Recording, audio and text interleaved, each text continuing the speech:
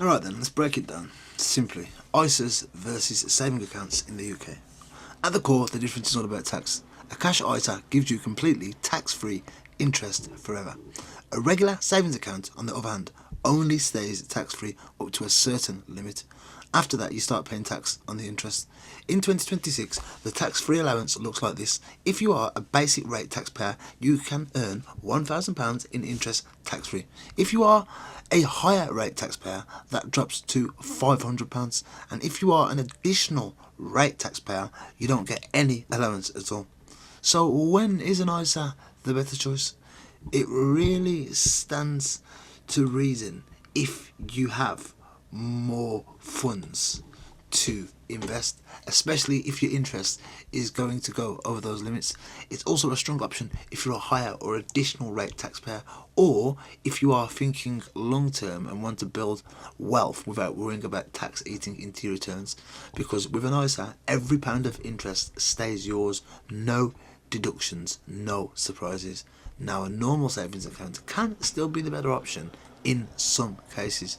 If your savings are relatively low or moderate and you are staying under your tax-free allowance, then you won't actually pay any tax anyway.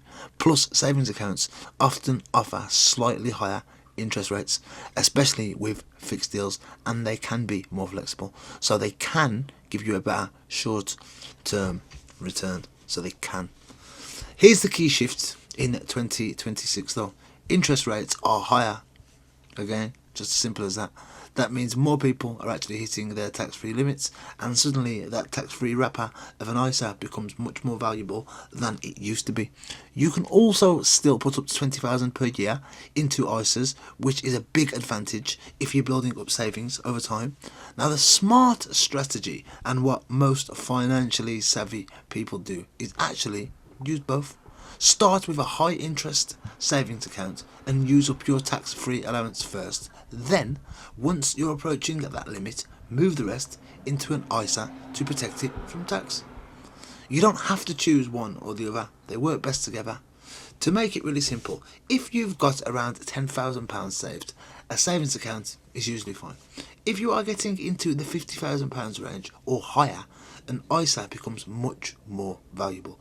And if you are a higher earner, the ISA advantage kicks in even sooner. So, the bottom line in 2026: small savings, go with a savings account. Larger savings or higher tax bracket, the ISA wins hands down. But the best overall move is to use both strategically. Okay guys, thank you very much for listening. Don't forget to like, comment, share and subscribe. See you next time. Bye bye.